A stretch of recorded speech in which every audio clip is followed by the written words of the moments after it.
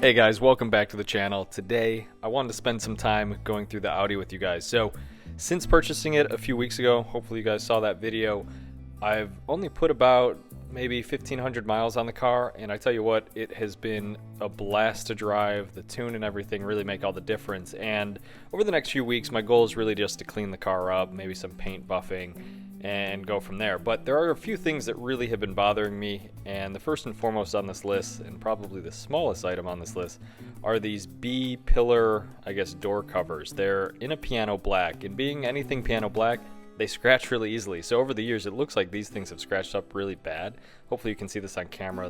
The spider webbing is just insane on this. So my goal today is really to address that on both the driver and passenger side, and kind of go from there. Okay, as we step around to the driver's side here, I'll try to catch this on camera, but you'll see that it's probably worse than the passenger side. The light is catching that black piano trim in literally all the worst ways. So I'm going to step into this now. First and foremost, what we need to do is tape off all this kind of rubber seal trim around the windows. And you may be asking yourself why. It's really just to prevent any compound or stuff hitting that, because as you're buffing, if it does hit the rubber, it tends to turn white over time and fade and look really bad. So the goal is to get yourself some good tape. Take the edge of the tape and kind of just set it along the lip of the rubber and press it down. Make sure that it isn't going to come up during polishing. So again, goal of this is just to prevent any issues with that trim and rubber kind of down the road. Now I'm also going to do the brushed aluminum trim around the top here, mainly because I don't want to hit it with the buffer and turn it into a polished trim. So I'm going to do that, press it down both bottom and top, and kind of move on from there. Now, what I want to do is also show you guys the compounds that I'm going to be using, because it's very crucial as you do stuff like this that you have kind of a setup going into it. So first and foremost, I am going to show you guys the, compounds I'm using. So I'm going to start with the Meguiar's 85, which is kind of the most aggressive, and move my way down. Now, starting with the 85, I'm going to use this yellow pad. Now, SPTA is a little different than what Rupe has categorized it, so I'll pop that up on the screen here in a second. But I'm going to move from the 85 to a 205, which is a lot lighter of a compound, and then finish with the Sonax or Sonax Perfect Finish, which I think is one of the best in the industries with a medium pad. So what you'll see here, SPTA, kind of Amazon brand, a little bit more affordable.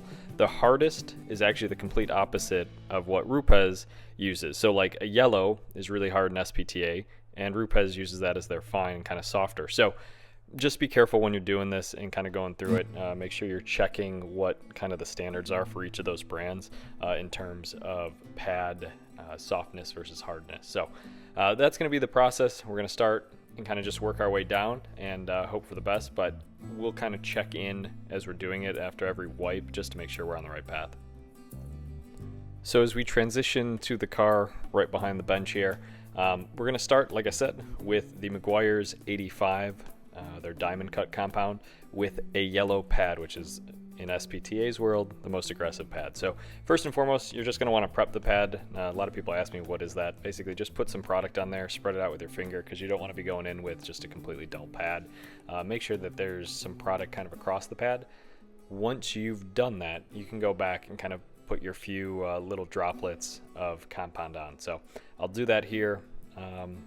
Again, just make sure there's enough on there to kind of go after it. You don't want to use too much, especially with these small pads. They collect a lot of, debris, for lack of a better term, really quickly.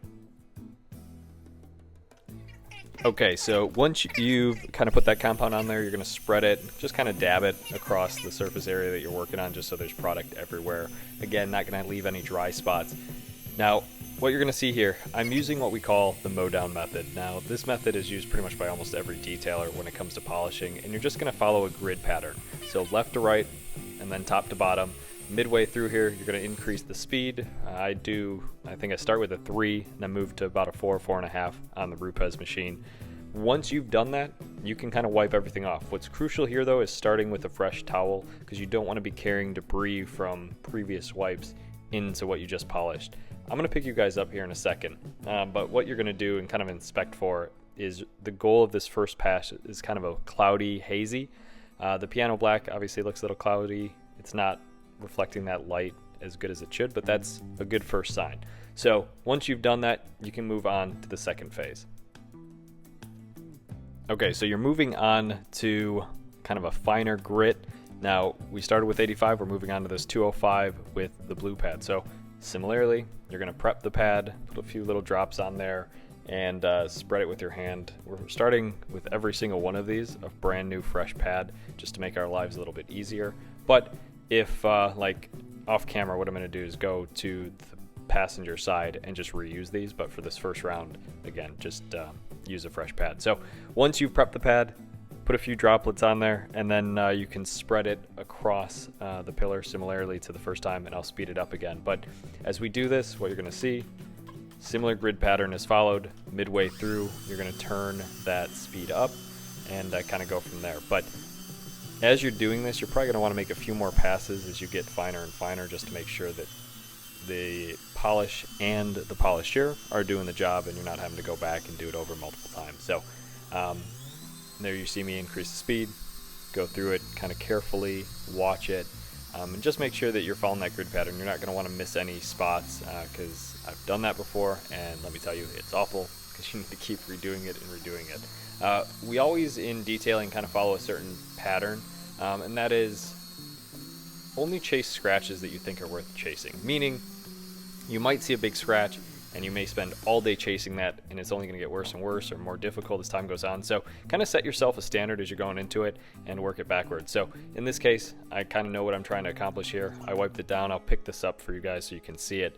But what you're going to see is we're actually moving in a very good direction. A lot of those big scratches are gone. There's still a light haze, but that is going to be the purpose of this last and final phase.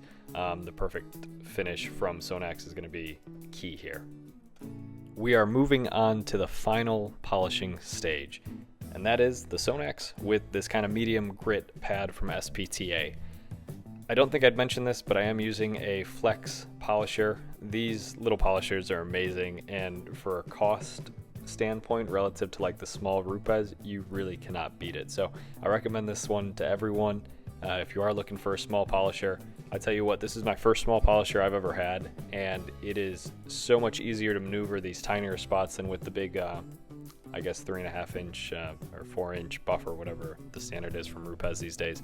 It might even be 3.5, but this little 1 inch pad really does make these small jobs easy to tackle. After you've spread it though, spread it on the actual panel and start your polish. What's crucial to this final step, and crucial to, I guess, perfect finish in general, is you're going to see that it went on very, very hazily, and after you turn it up, the goal is to make that haziness become more and more clear. So it's not going to be perfect, it's still going to have a haze to it, but you want it to be less cloudy than it was when it was applied, because you're supposed to break down that compound. That's how you know the compound's actually working. So you can kind of see where that left off, and I'll polish this off and pick you guys up.